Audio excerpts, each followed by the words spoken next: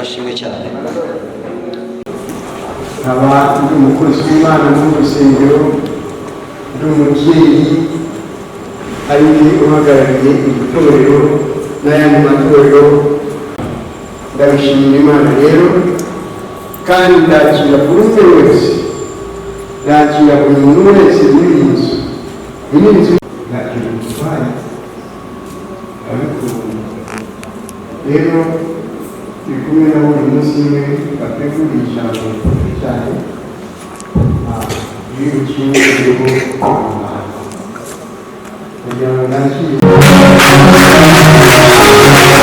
ubu nawe yarandufashije, nari nanjye ubwo twari tumeze kimwe, ko hari Imana kugirira icyizere nyine ikakuzamura. Pastor Mimi rero muri iyo minsi ubwo nanjye sinafungura udushumi tw'inkweto ze. Ndamushima niba tugiye tumenyana, rero nzamura amaboko y'abakozi bamubone. Ni inshuti yacu, ni inshuti y'umuryango, kandi turamukunda, ndabizi ko n'abatukunda. Daniyeli igice cya mbere umurongo w'umunani, hanyuma agasimbuka igice cya gatanu umurongo wa 10 kugeza kuri 17, usoreze mu bakorero, kandi iminota irabaza, turimo turiruka. Okay, haravuga ko maze Daniyeli agambirira mu mutima we kutaziyandurisha ibyo kurya by'ubwami cyangwa vino cyangwa yanywaga. Reka dusubirane. Maze Daniyeli agambirira mu mutima we kutaziyandurisha ibyo kurya by'ubwami cyangwa vino yanywaga, aricyo cyatumye yinginga uwo mutware w'inkone kugira ngo atiyanduza. Amen. Gatandatu, nyuma umwamikazi yumvise amagambo y'umwami n'abatware be, yinjira mu nzu y'ibirori bariragamo, aravuga ati, nyagasani nyakuhoraho, ibyo utekereza byo kuguhagarika umutima ngo mu maso hawe hahinduke ukundi, kuko mu gihugu cyawe harimo umugabo urimo umwuka w'Imana zera, ndetse ku ngoma ya so yawe kurangwamo n'umucyo no kwitegereza n'ubwenge buhwanye n'ubwenge bw'Imana. Kandi so umwami Nebukadinezari yamugize umutware w'abakonikoni n'abapfumu n'abakarudani n'abacungu, kuko muri uwo mugabo Daniyeli umwami yahimbye Beluteshazari habonekersemo umwuka mwiza no kwitegereza, yashoboraga gusobanurira inzozi no guhishura igihishwe no kurangura ibyananiranye. Nuko nibahamagara Daniyeli aze asobanure impamvu zayo. Nuko bagana Daniyeli imbere y'umwami, umwami abaza Daniyeli ati, ni wowe Daniyeli wo mu banyagano b'Abayuda umwami data yakuye mu Buyuda? Numvise bakuvugaho ko umwuka w'Imana ari muri wowe, kandi ko umucyo wo kwitegereza n'ubwenge bwiza bikuboreramo. Ubu ngubu bazaniye abanyabwenge n'abapfumu kugira ngo basomere iyi nyandiko, basobanurire impamvu yayo, ariko ntibabishoboye kubisobanura. Ariko numvise ko ushobora gusobanura amagambo no guhangura ibyananiranye. Nuko rero niba ushobora kuwusomera iyi nyandiko ukabisobanurira impamvu yayo, uzamurwa umwenda w'umuhengeri n'umukufi w'izahabu mu ijosi, kandi uzaba umutware wa gatatu mu bwami. Daniyeli asubiza umwami ati, impano zawe zigumanire kandi ingororano zawe zihuri, ariko ndasomera umwami iyi nyandiko, musobanurire impamvu yayo. Amen. Ubundi hano ndashakaga cyane, impano zawe zigumanire, ingororano zawe zihuri, ariko ndasomera umwami. Abami gatanu umurongo wa 16, abandi ba kabiri. Tugiye nsoza. Ndabwira abantu mu munsi uzasoma ijambo n'indagiza nicare namwe mwirwarize murakoze. Hari ijambo usoma ukumva ririnjiye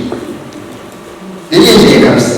Gatanu 16, Yesu aramubwira ati, muragire Uwiteka uhoraho uwo nkorera, nta kintu cyawe ubwakiza. 26,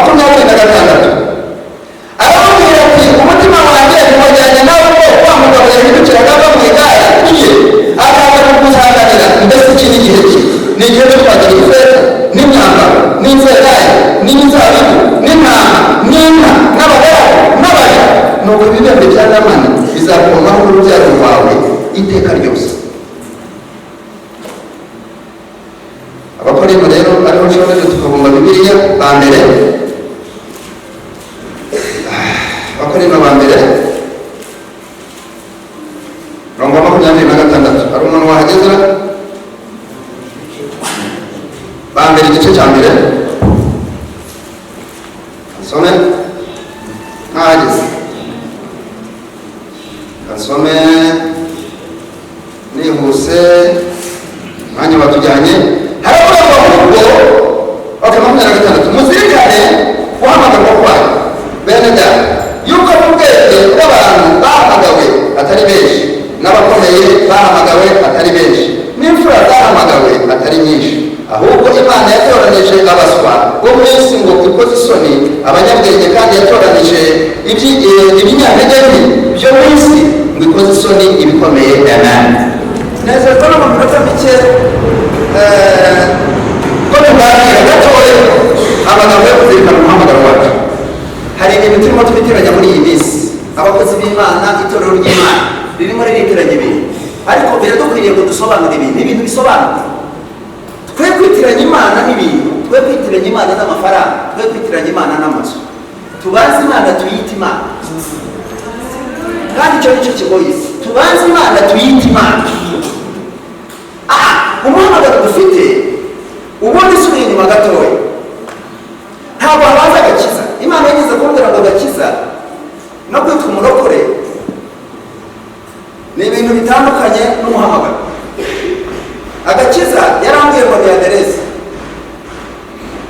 ariko uhabwa agakiza kuko wahamagara, ukagirana amasezerano n'Imana ikakubwira ngo ndakubwiye ukora ibi, uzagenda gutya, uzitwara gutya, abagendana nanjye ngaya amabwiriza. Iyo Imana iguhamagaye iguha amabwiriza, ikakubwira iki guhamagara, hanyuma wamara kuyumva nibwo utsindwa ugakizwa ukatura, ariko icyo bita agakiza. Ukaba uhinduye aderesi, ukaba uvuye mu ntege nke no mu mirimo wakoreragamo n'isi wakoreragamo, ukaba ugiye mu yindi aderesi y'ubundi bwawe uri hasi y'andi mategeko. Hanyuma iyo umaze gukizwa witwa izina, ubundi uburokore ni izina, agakiza ni aderesi, uburokore ni izina. Ibyo rero ntabwo bishobora kugutwara mu ijuru. Ibyo turimo turirimba ngo narakijijwe, ngo agere ngo ndakijijwe, niba udafite umuhamagaro, agakiza kawe nta fondasiyo gafite. Abantu baza batarimo kumva icyo mvuga. Iyo udafite umuhamagaro muri wowe, Imana iyo iguhamagaye igushyiramo umuhamagaro wo guhindura status. Hanyuma wamara kumuhamagara, wamara kubyumva neza, icyo gihe ni kumanika amaboko ugakizwa, ukagirana isezerano n'Imana. Biba byafashe kumuhamagara Imana yaguhamagaye. Kandi hari abantu b'uburyo butatu bahamagara. Hari umuntu umeze nk'umwana wese murabafite, hari umwana uhamagara agaceceka kandi yakumvise, runaka ukarinda umusanga, ariko ntumwumva. Hariho n'abantu umwana uhamagara akitaba ariko ntazi, arabuze. Runaka, karame, yes daddy, yes mami, ugategereza ko aza agakomeza akavuga, ukagira uti ariko si biti sinumvise ko naguhamagaye. Hariho n'undi uhamagara akaza yirukanka akitaba arimo kwirukanka. Tuvuga ngo amen.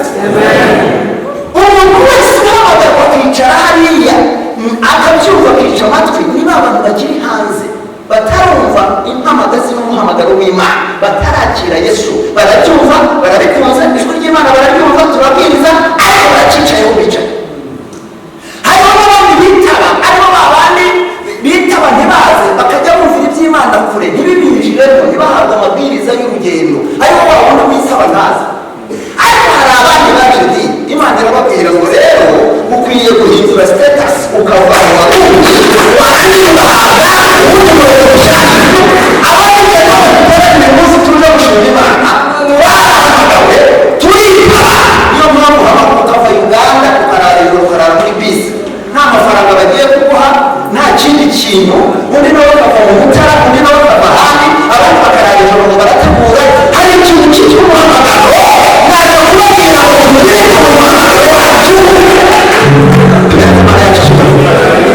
Urya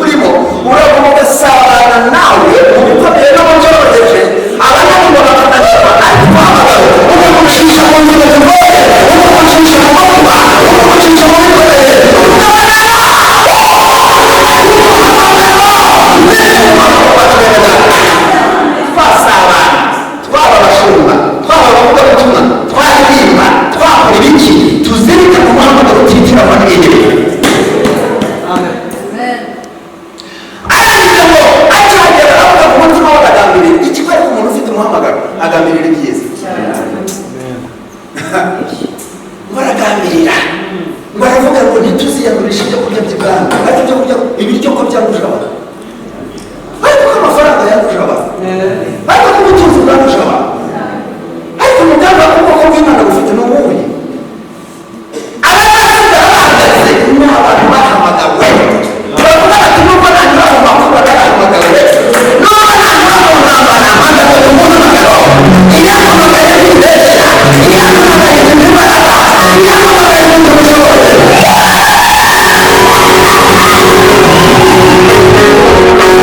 Ntabwo tuzitiranya Imana n'ibintu, kuko Imana yadushyize mu muhamagaro. Haleluya.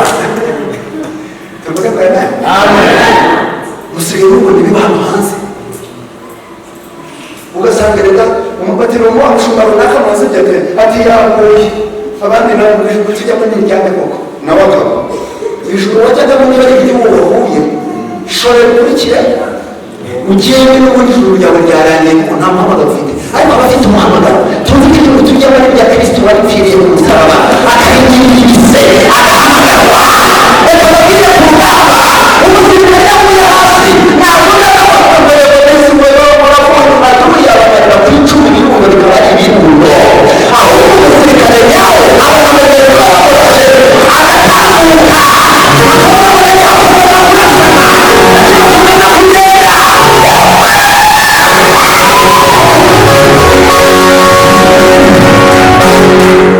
ntabwo naje kubabwira ngo muzirikane ifeza, muzirikane impiya, muzirikane kubona amafaranga no kubona akazi keza n'amaduka, naje kubabwira ngo muzirikane umuhamagaro, tuzirikane umuhamagaro wacu. Amen. Iyi Imana rero imaze kuba muzirikane umuhamagaro wawe, Imana iguha turuzi z'akazi zo gukoresha muri uwo muhamagaro. Imana isanga Saduraka na Meshaki na Abedenego ibuzuzamo turuzi, ibahereza ibintu byose, ibisabwa byose byo gukoresha mu isi y'umwijima, mu butware bw'umwijima, ahataravugirwaga Imana, imbere y'ibigirwamana, imbere y'abatazi Imana y'i Yerusalemu, imbere Imana irangije ibahereza turuzi kuko zari zifite aho zifata. Rero abantu ntabwo bifite aho bifata kuko nta muhamagaro bafite, niyo mpamvu bihora binyerera.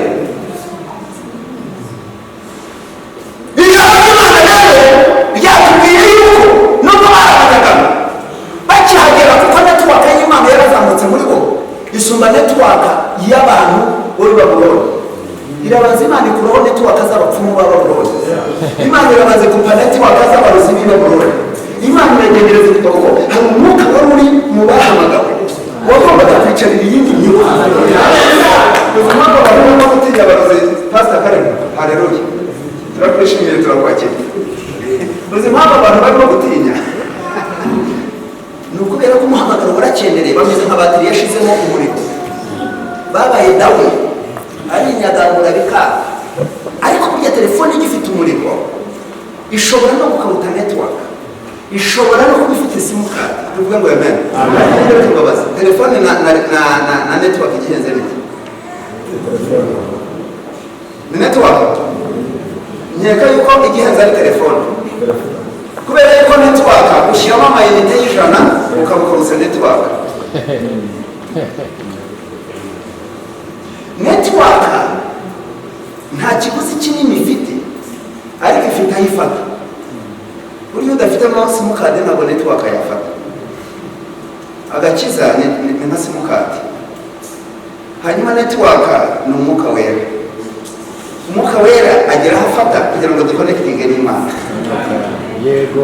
Burya telefone ishobora kugura ibihumbi, hari izigura na miliyoni 2-3. Yego. Ariko nyamara simukadi igura 500. Network ijyaho kubera yuko ufitemo utuyinite gusa dukeya, amafaranga makeya. Imana si Imana ntiziduheze, kuba connected n'Imana ntiziduheze, ni amabwiriza. Tuvuga ngo abana. Hanyuma icyanditswe cyatubwiye ko ubundi network y'abapfumu n'abarozi maze kuvaho, nimureke duhagarare neza, Imana ikupe network zibyare bitubudikiye, bitubuza gusabana n'Imana. Imana ikupa network z'abakonikoni z'abapfumu n'abarozi, irangije connectinga Saduraka na Meshaki na Abedenego, kubera ko bagambiriye mu mutima wabo kutaziyanduza. Network y'Imana irongera ijyaho.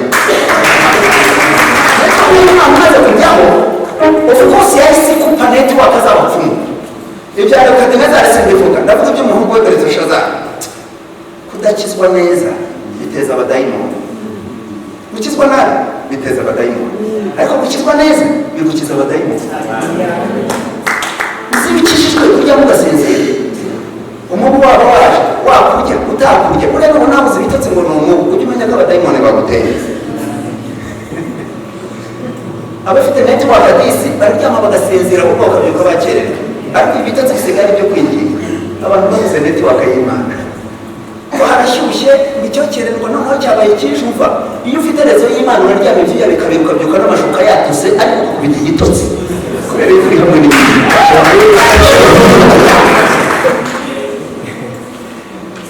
Ngiye gusoza.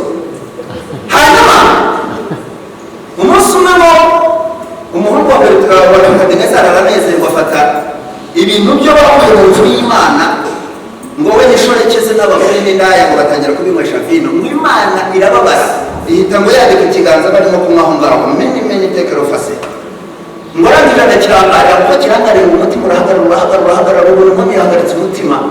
Arangije arababwira ati muze n'abapfumu we, muze n'abakorikori bakubitamo network iranga, muze n'abanyabwenge abahanga abafilozofe bakubitamo network iranga. Nguko kandi byabaga niko umutima warushagaho. Reka mbabwire, isi ihagaritse umutima ikeneye abantu bahamagara, ikeneye abantu bahamagara.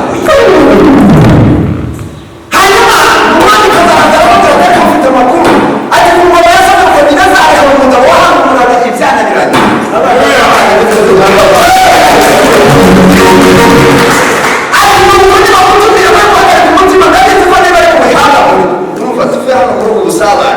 Imana yagiye kutwambika network duhanga muri byananiranye.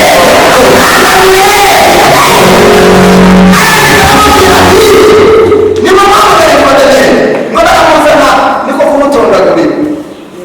Uwo mwana yaravuze ko umasa Nebukadinezari ngo yageze aho ngamugira umukuru w'abapfumu n'abacumi n'abakonikoni na ariko gukizwa neza uzi kuyobora n'abarozi.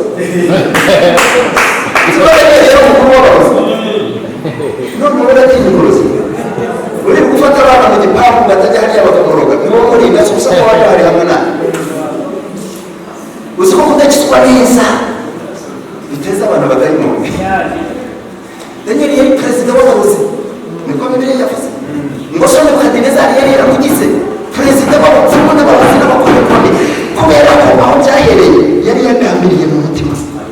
Imana nayo iragambiriye, nicyo iragambirira muri uyu munsi.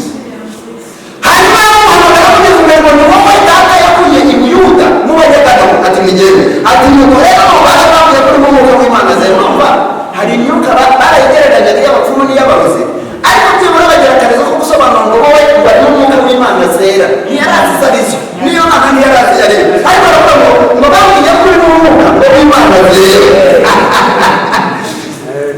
Ati nuko rero ubikora ndakugira uwa gatatu undi arangije kubera umuhamagaro. Ikibazo umuntu wahamagara ntabwo ajya mu mwuka, kuko itorero ritanga amafaranga menshi kubera yuko abakirisitu bitanga, kubera ko nabo yinjiza menshi. Umuhamagaro uragufata ukakuzunguza, ariko ukemera ukazunguzwa nawe kugira ngo igihe cyawe cyo kuzunguzwa nikirangira Imana izagushyikiriza icyo yagusezeranye. Imana zawe zigumanire, ingororano zawe zihuti.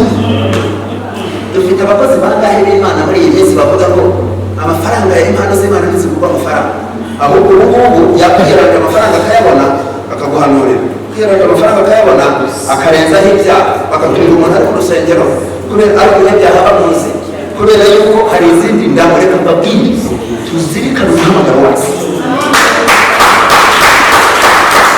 tuzirikane umuhamagaro wacu. Yanga amafaranga, iyo hari ibintu wanze Imana irakabiguha. Bene Yesu ko yabyanze ntibaje kubimugira, ariko muri we mu mutima we yari yagambiriye n'ubundi kubyaha, aravuga ati no, impano z'Imana ntizigurwa amafaranga. Tuzi Imana n'ububasha icyari itorero ry'uyu munsi rigatandukanya Imana n'ibintu, abakozi b'Imana bagatandukanya Imana n'amafaranga n'ibintu. Reka bababwire ngo iyo utandukanyije n'ubundi biraza. Reka Yesu yavuze inyongera, yaravuze ati nimushaka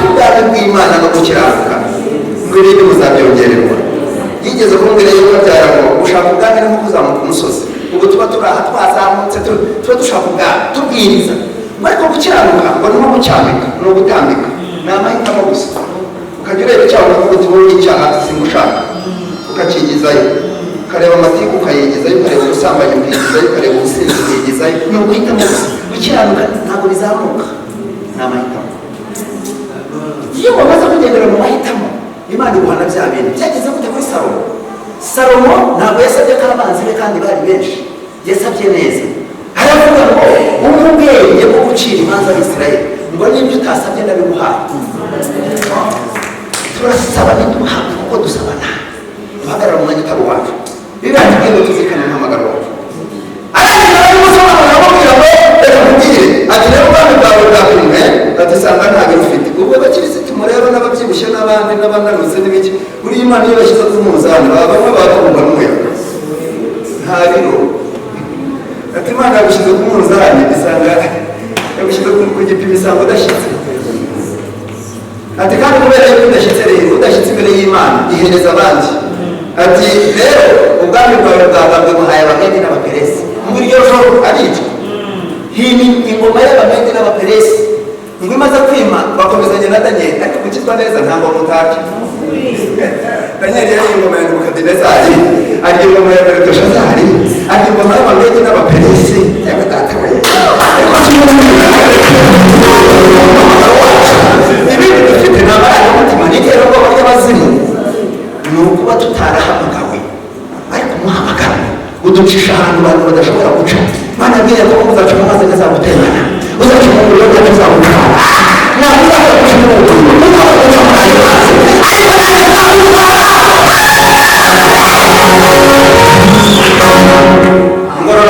ntabwo ingororano kugira ngo umuhamagaro wanyu wongere utore. Twange icya kabiri, muribuka Hamani yari yarazengereje Isirayeli, twamusomye. Aramanuka n'ubujenerali bwe n'ubuhangange bwe, aramanuka asanga umugabo wahamagawe uzi agaciro k'Imana muri we. Uzi ukuntu bamubweza baramubwira bati yaje ari hano yine, bari bahahamutse. Namani wisiriye yewe yaje generali. Okay, nimumubwire nta mwanya afite, nimumubwire amanuka agende hariya kuri Yorodani ajye kwiyuhagira, mumubwire gusa yiyuhagire karindwi. Yari afite confidence y'Imana ita generali hano, yari afite umuhamagaro umubwira ngo n'ubundi ntabwo uhuriye n'ibyo wakabaye umukenera. Arangije abantu barumirwa, ariko ari nk'umuntu w'iki gihe wakwemera n'ibyo wari ukabita n'amasengesho ukayata ngo umuntu ukomeye yaje. Ariko kubera umuhamagaro wari umurimo, ntabwo yitiranya Imana n'ibindi, kandi yari yamanukanye n'ifeza n'izahabu n'ibindi.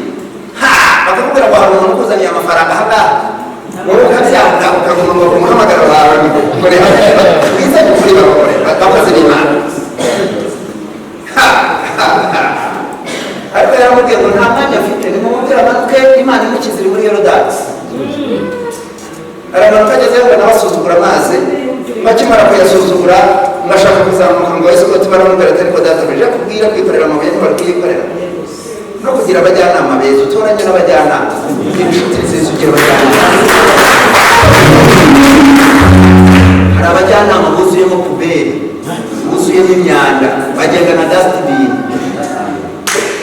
ugasanga ku dustbin nibwo kubera ko yumva amagambo y'uyu y'amatiku iby'uyu nguyu ahora agikurura ashaka umuntu nawe ari buherezeho. Ntawe uzabaza barakora turiya kubera kimwe inshuti ngo n'ukuri ko runaka ngo ni inshuti yanjye kubera ko iyo bavuze ikintu cyose arakimbwira.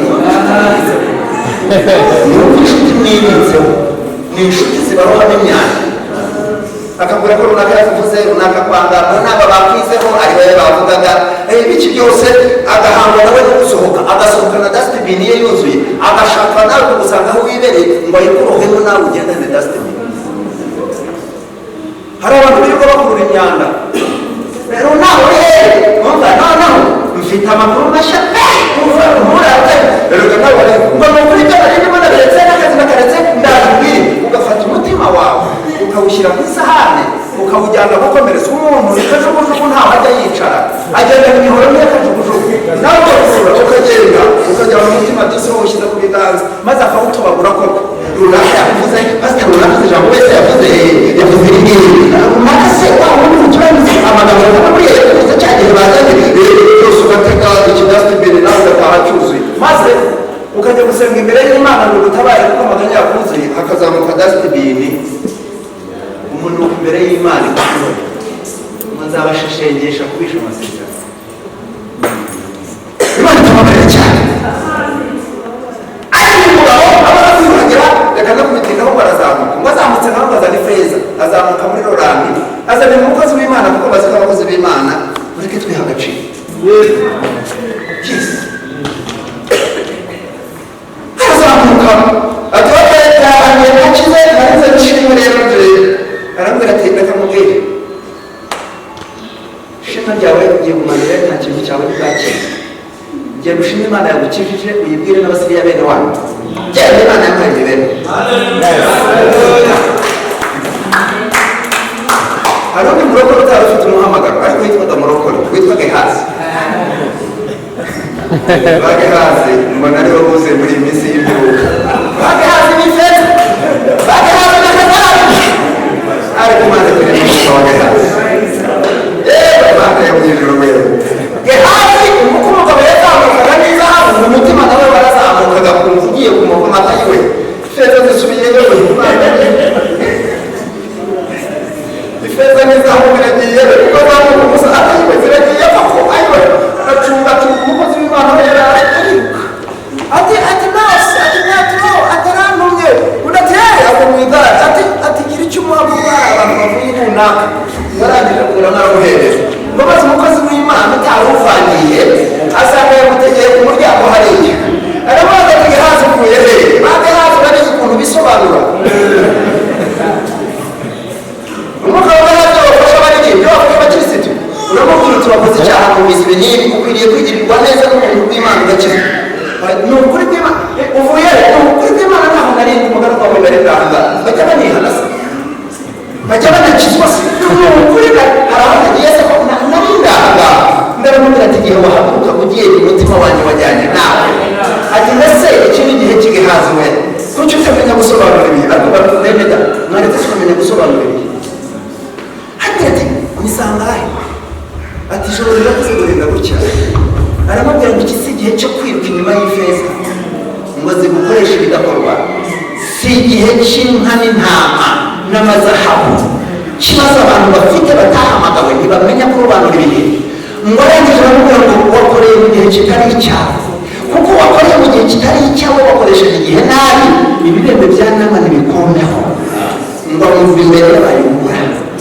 tuzerekana umuhamagaro wacu.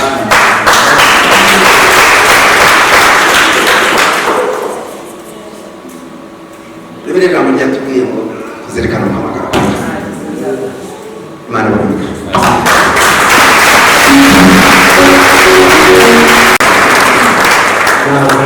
Baje rero bashyitse muri iki gitondo Imana nayishimira kuko atabuze n'umwe abandi ntibabishoboye habaye umwuka mubi wo gufunga kunaniza abantu kuza hano muri iki gitondo ariko twarasenze turanizera Imana irabaza Imana ibahumisha cyane kuko nshobora kubaha mikoro bakivugaho buri muntu wacu.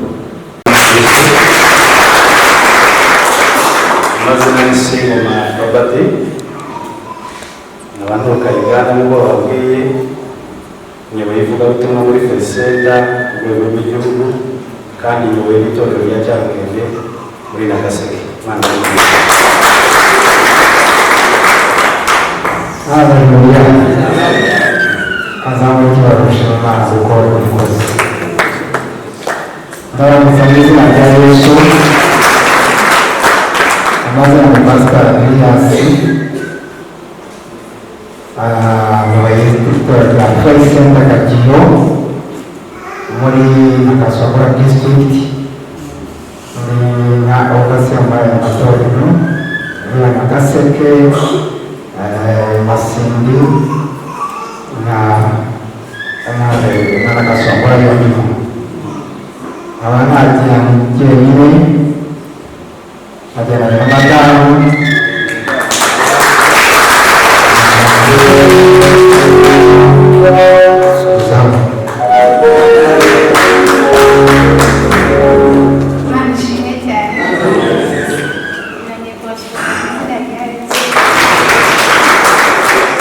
yebaziwe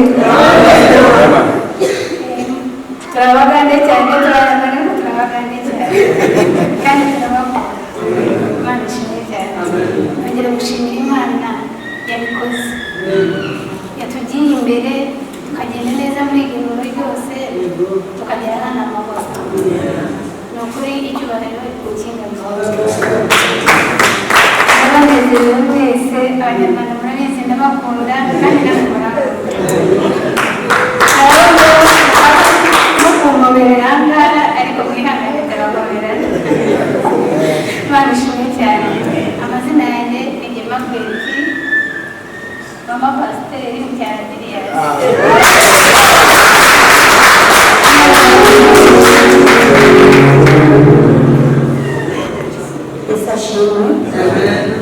Yesu ashimwe buno buwanguzi ewaffe tulina oluyimba olugamba nti tuwangudde tuwangudde tuwangudde tuwangudde haleluya nukuri yabaye mwamenya ibyo twakiyemo byari byinshi kugira ngo tugere hano twakiyemo ibintu byinshi cyane mukanje rero ruganda Yesu yebaziwe nebaza Mukama kubanga yatuwangusiza arashima Imana yatubashishije twayise mu bintu bingi twanyuze mu bintu byinshi tuludde nga tuteekateeka okujja bamaze igihe batekereza kuza naye kasitaani ako kasitaani ako kasitaani ako era tukalinda ariko umunsi twamukana Yesu yebaziwe ate tukaze bulungi nnyo twaje neza cyane basi yatulese bulungi nnyo n'obutuuka bwe twatuuse bulungi amanya gange amazina Uyisenga Brenda nsumba obuweereza Faith Center Church ayoboye itorero rya Faith Center Kampala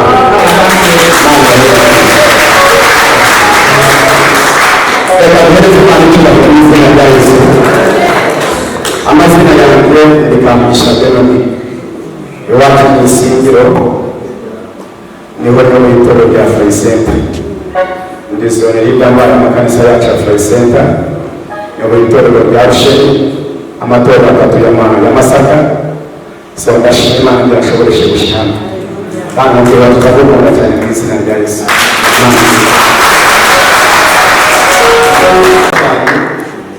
yitwa Evelina akaba ari umubishopu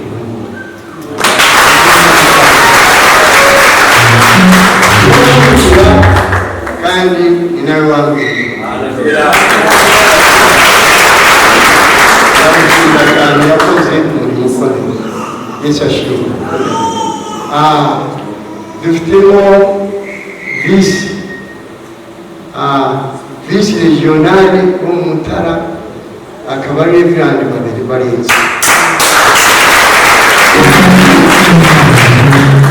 abandi rero bishopu arabavugaho kandi ntabwo ari bavugeho bitinze ariko ngiye kuvuga ku bantu babiri nanone Pastor Karebo na Pastor Samu Karebo we twabanaga ahangaha yagiye mu Mutara kumuhamagara ni umuhungu mwiza ariko ni n'umugabo ubyaye ariko mu gihe wamureze hano mu buryo bwo mu rugo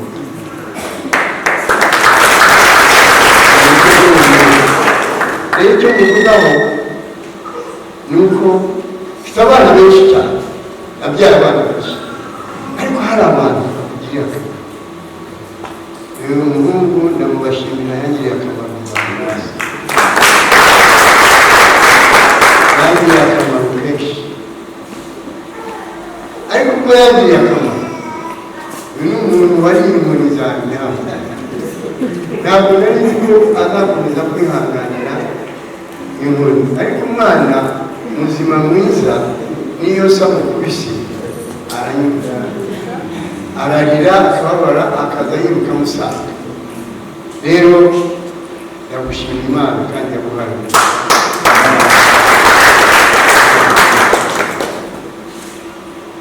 Uyu mugabo rero nawe rero sinavuga kuvuga ku bantu, sinavuga kubavuga.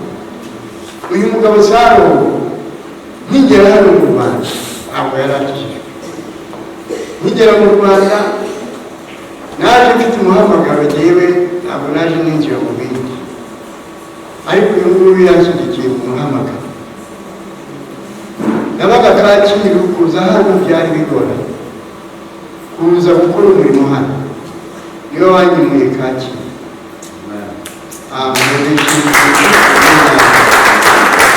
Akuba negera itorero, icyo kintu ni igikorwa ntashobora kugaragaza.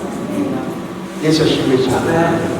Arangije nawe turabana mu buryo bwo gushyigikira umurimo wa Faith Center Masaka ufite itorero. Yabigizemo uruhare cyane, ndetse agiye no kugenda ahasiga umushumba yabwirije, ahasiga umushumba mu itorero riracyahari. Umushumba si ugihari, ariko Imana yazamuye hari. Imana ishimwe cyane. Rero nawe ndamushimira. Hamwe hari abantu baba barakoze ibintu by'indashyikirwa, ugomba kwibuka ukanashimira. Ndamushimira rero Sarongo, barakoze ikigeragezo, bakoze ikintu gikomeye ntari nshoboye, ariko Imana izaje umugisha kwibukira imirimo yawe. Rero ndagira ngo ntabwo Bishop Nguyu akwiriye kugira icyo avuga ku bantu be, ndumva batava aha ngaha atabagaragaje.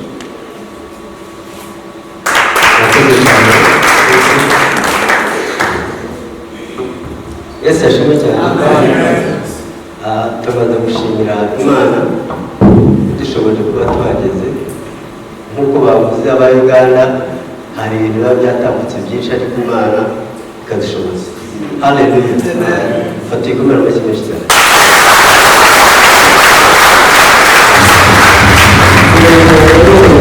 Kuba kuri aba bantu tujya gushimira umubyeyi wacu.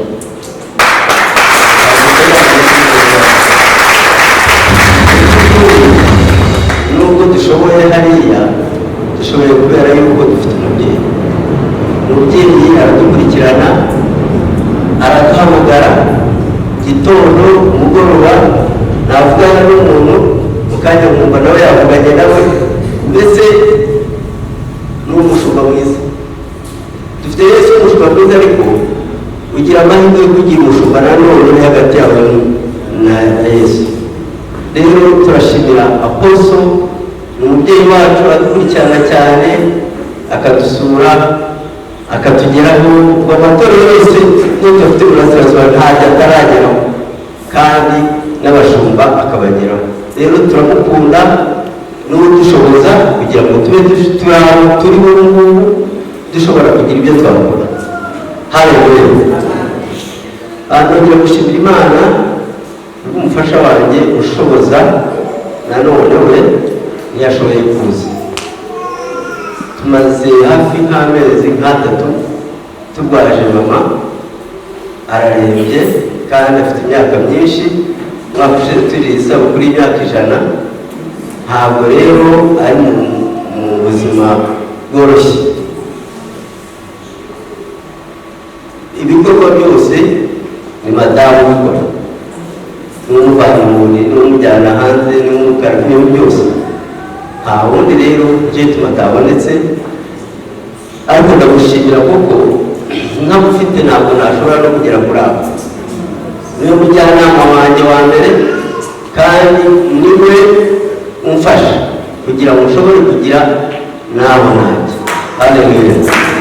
Ndagushimira niba adahari, ariko imbere yayo ndabashimira imbere y'umushumba wacu. Twazanye nk'uko uvuze na Bernard na madamu wigiriro gato. Aba bashumba n'abashumba beza cyane. barenzi ni Agnes barenzi ariko n'abana beza ndabashimiye nageze burasirazuba njyayo kuko ntana hazi nikundira ku mujyi n'imbaga ntazanabuvamo ariko kuko Imana yantumyeyo wamuhamagaro umukozi Imana uzi kuvuga ndawemera ariko iyo ntaza kugira abo bantu ntabwo mba naravugeyo kubera iki abo bantu bari kure yanjye ariko matorero y'abahari by'abazengurutse barayamfasha aho bataragera baba bagezeyo kandi n'abana beza mubashimire bavuga Imana bamugisha kandi tugomba gukora umurimo mugire amamoto dufite umubyeyi wacu Bishop Jajja ni umubyeyi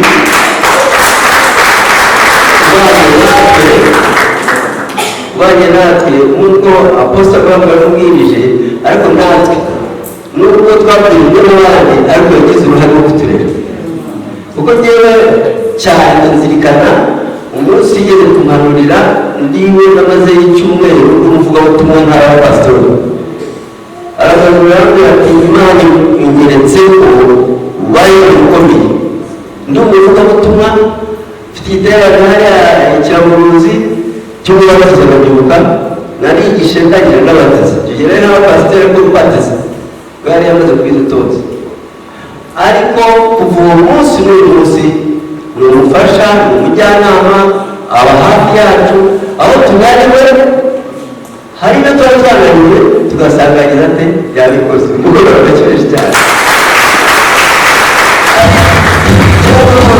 iyo umaze gutera imbere cyane ariko hari itorero rya Gacumu twabanye naryo dusa nkaho bisa nkaho rigiye kuzima ariko Bishop ndagushimiye Imana igumugisha kuko umurimo uba yahariye Gacumu ubu ngubu hariho Pastor Kamarade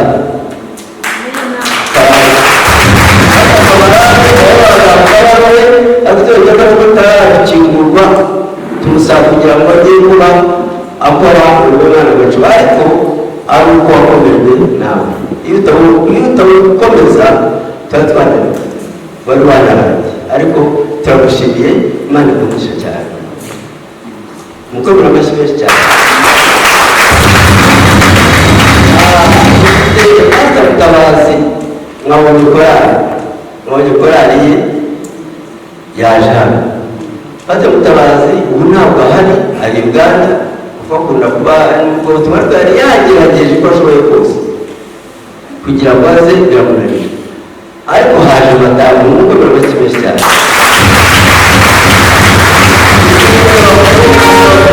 ubona mudamu Mutabazi agira imbere gato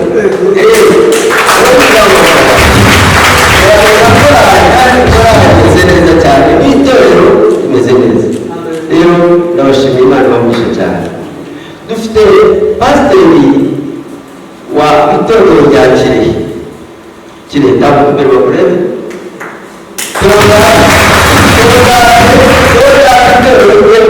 n'ubwo itorero yahagaze ariko we ntiyigeze ahagarara dufite ikibanza twatangiye kubaka ariko bisa nkaho bicitse intege ariko ndagushimira itorero ryahaye abantu barahari korali irahari Imana igumugisha cyane itorero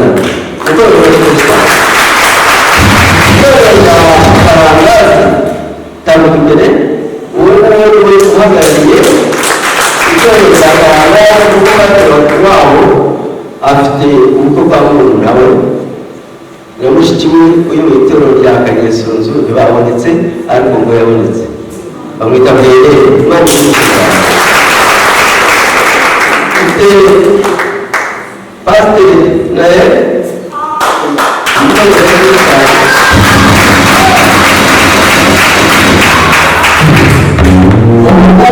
ahagaritse korali ya Kiramuruzi yari umuririmba ntabwo itorero rimeze neza cyane ndamushimire cyane pasiteri mwere imana ikumugisha cyane. Dufite uyu mugabo bamwita Mutijima Alex, abenshi bazi ko ari umuhungu wanjye, abandi bazi ko ari murumuna wanjye, ariko twari gukurikirana dusanga n'ubundi burya iyo muganiriye usanga mufite twari gusanga ko hariyo akanoni nyuma yo kugenda, ariko umwana mwiza cyane amfashije umurimo hariya Kayonza mu buryo butangaje.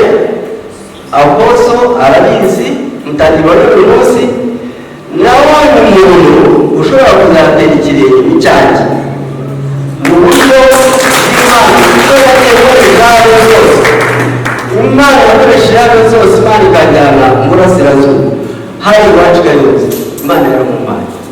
Uyu mugabo rero ndamushimiye. Ubu ni pasiteri yarasengewe, pasiteri Mutijima Alex ni ufatanya na madamu, ariko Imana ikumugisha Alex ni umukozi, ariko umugore w'Imana arawuzi ikumugisha cyane. Rero batasara muri iyi minsi adufasha umurimo cyane cyane mu buryo budasanzwe. Imana ikumugisha cyane. Reka mpagurutse abantu bavuye mu burasirazuba bose bahagarare tubakire abakristu bose bavuye abakiriya abayobozi nashimiye abakristu bahabonetse bake murabibona akoze n'abasubiza hari abantu bakira ikintu bakagifata. Yahagaze muri Gahanga akora umurimo w'Imana, tumaranye igihe kirekire. Sinibuka neza igihe twatangiriye Gahanga, ariko ngira ngo ni muri 90 na kangahe 94. Urumva ni kera, yari akiri muto nawe, ariko ndamushimira cyane. Hagati yabo uyu ni umuntu ukora ibintu by'indashyikirwa, ntageruka, ntacika intege, ntarambirwa, ntavangirwa, ntiyangana, ahubwo ahorana ukuri ku mutima we.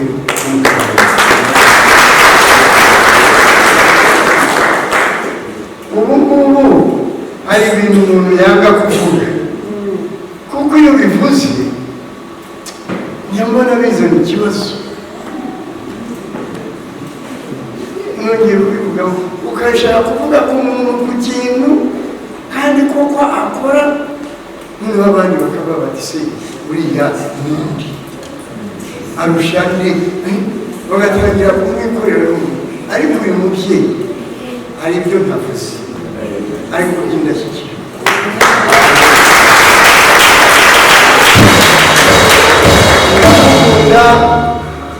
Ndamusengera, nifuriza ibintu byiza byinshi cyane byerekeye ubwami bw'umuco. Mana rero ijye umubera umugisha iteka ryose. Ese ashimwe cyane. Turashima Imana rero kubw'uyu mushumba uhagaze i Masaka. Hari imirimo myinshi ari mu gukora kandi iri mu guhindura itorero. Nawe ndamushimira cyane.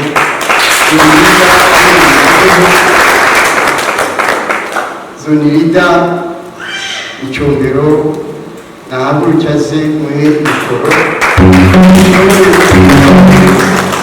kuvuga ku bijyanye na zone Angola. Arakoze Paso. Reka nsabe abashumba bo muri itorero dukorana, sabe Bishop Pastor Charles batambuke. Imana imugishe.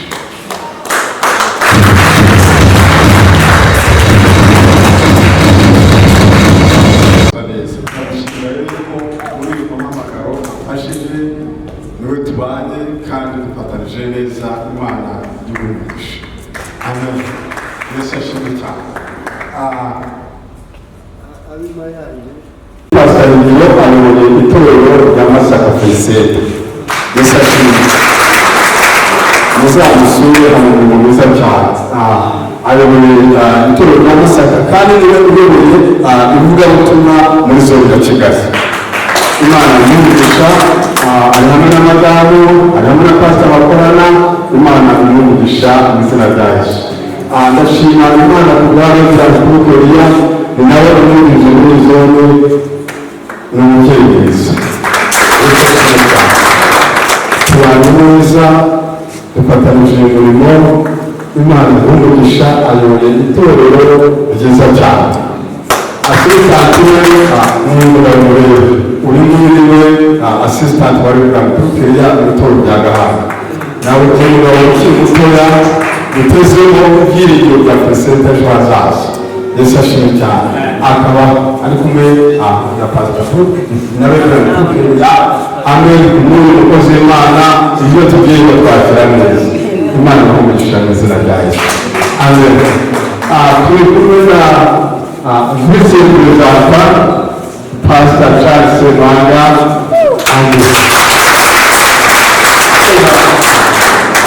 ni abantu bumva ariko barekeye mu bapsi ari Bishop ari Pastor Charles ayoboye itorero rya Presenta rya Kimironko avugana Mukuru cyane ndarubaha ndanamukunda. Imana ikumugisha. Duhagarariye muri zone ya Kigali kandi dukoranye neza hamwe na aposo wacu. Imana ikumugisha, ayoboye itorero rya Kimironko. Ari kumwe na pasita Ayumba nawe, reka nawe agimbura abasohoze agira atuganga. Imana ikumugisha. Dufite umushumba waje wungirije ayoboye itorero rya Mayange Presenta. Umushumba mukuru ari mu mahugurwa y'Uganda. Reka pasita Manga ayirimbire nawe basohoze. Ayoboye itorero rya Mayange Presenta, muzahagere bazabakira n'itorero ryiza cyane. Yesu ashimwe cyane. Afite n'umugirije waza. Imana imumugisha.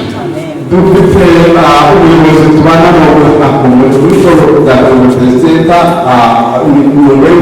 mu gihe twatwimikiye hamwe, niwe uyoboye amasengesho n'imbaho. Ibi ni gutumira ibicaniro, tukaba tubana muri iri torero rya Presenta kandi tumara imyaka n'imyaka. Perezida Joseph Imana igumugisha. Yesu ashimwe cyane. Turi kumwe na Pastor Kizungu.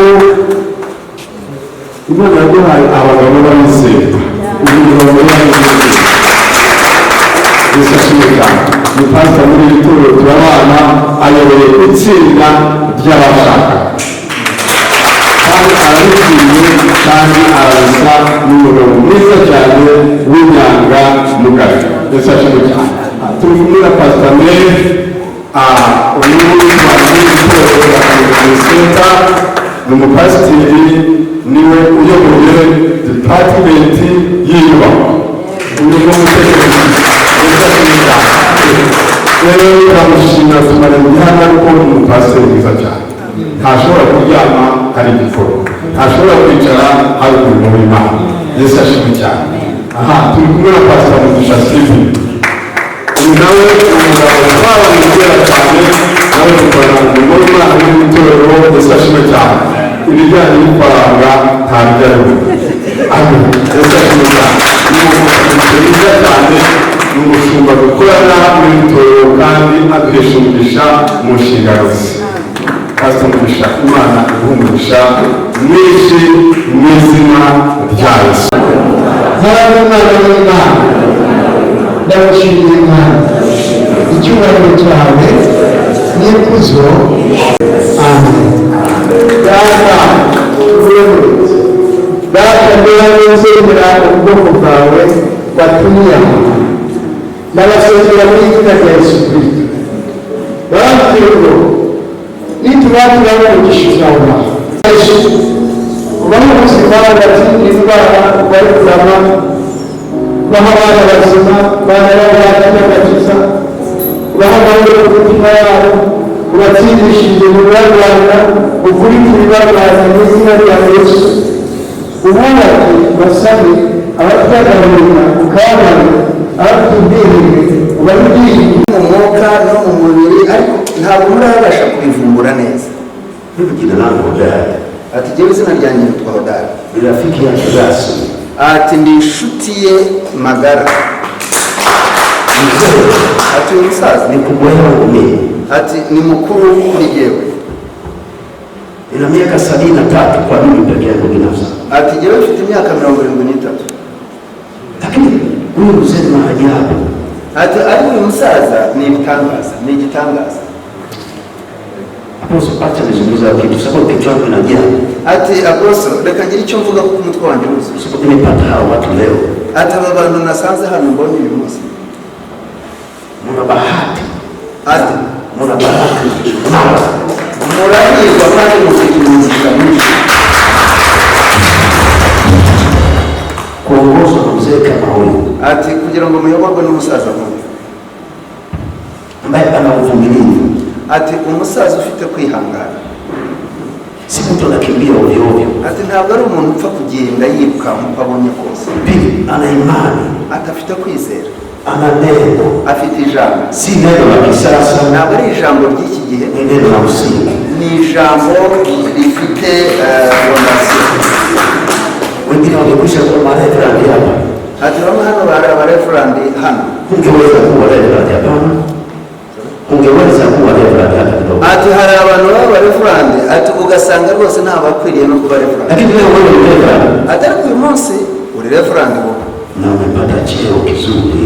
Ati wabonye umwanya mwiza. Nikizungumza ni mengi kuhusu huyu baba.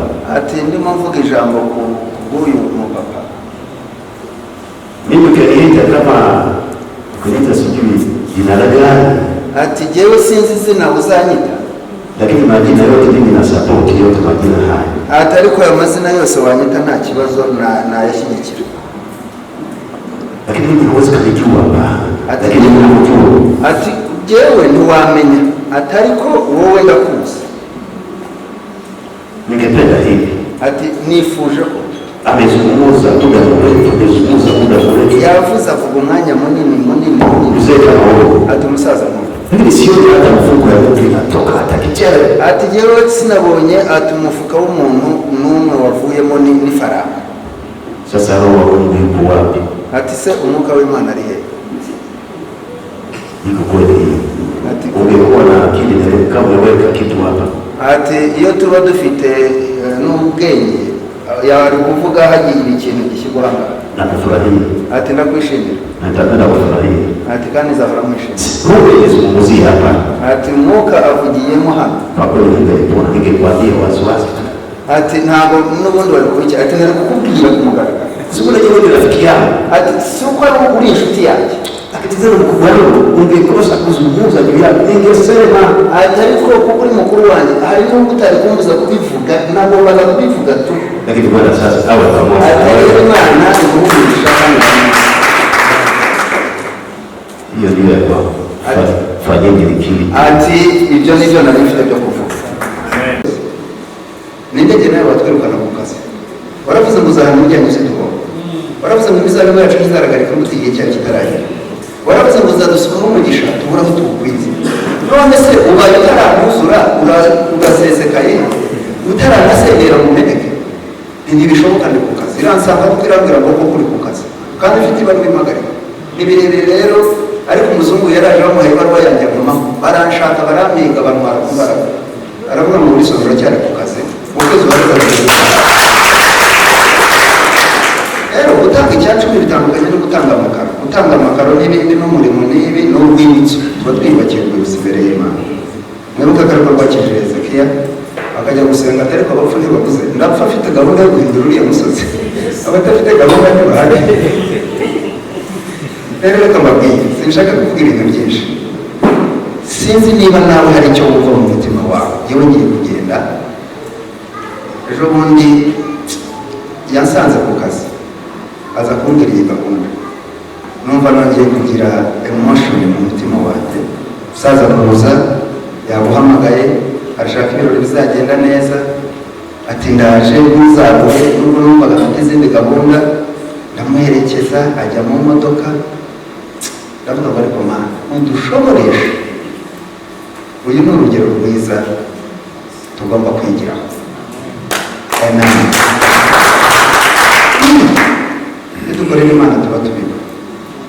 Nakoreye abandi nihisha, nkajya mfata imodoka nkayipakiramo abaririmbyi, nkagenda nihishe, polisi ikamfata, nkajya mbwira Imana ngo wazampaye ibyanjye nkajya mpakira abaririmbyi, hihishe nkakora amakosa. Kandi bamwe muri abo bagiye hanze bafunguye minisitiri muri Amerika, muri Ohio na Michigan, njyayo. Ariko ndebye mu rugendo rwose ndavuga gukorera Imana. Amafaranga rero sibyo tuba twaje kuvuga aha, ntituba twabuze ubutumwa ngo tuze turange ngo yewe aya mafaranga n'abakirisitu Imana yubakiriza akaza ngo niko mbonye Imana kuva n'abavuka. Wabonye iki? Ngo kuva n'abaho ndabonye Imana natwe ngo kacikaci tugategereza Imana yamuye mu bukode nabonye Yesu.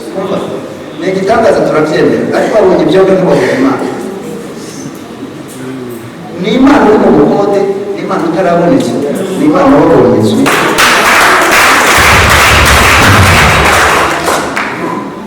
Ubu kuko turye dutahe akose yadutumiye dusubireyo. Sinzi nivuga ngo niwe tugiye gushyigikira, wenda nabo nkoresha amarangamutima, ariko tubikora uko tubyumva. Sinzi ahari mu byerekeze n'ubuyobozi, ariko ngiye n'ubwanjye Aposo ndabashyigikira n'ibihumbi 500.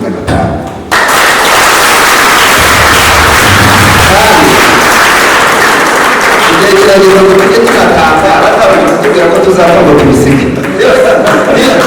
Niyo bahamagaye kwigisha muri fundraising, nikubitira injiri ntabwo kijya muri bya byo gusoma bazapfa n'abatazapfa. Nuko baba yarapfuye, nuko rero niko yarapfuye yabisize, ubwo nawe tukwinjiza mu rupfu utange kuko watinye gupfa. Uriya tuba tugufuye tuba turimo tugufuye akavuga.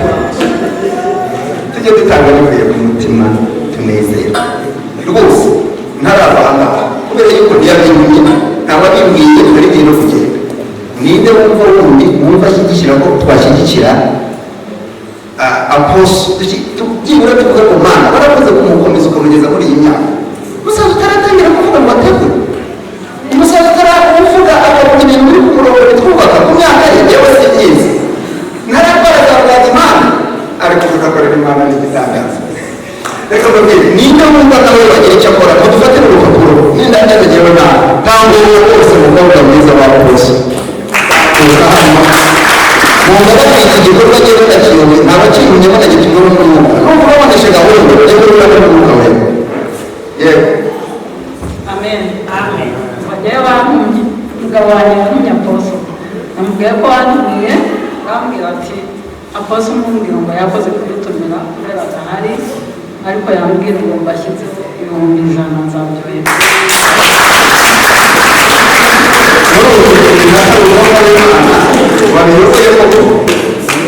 Ariko ni byiza kugira ngo natwe tugire icyo dukora. Wari ukikubwira uti niba tubyita gushyigikira itorero, ntabwo ari ugushyigikira itorero rimwe.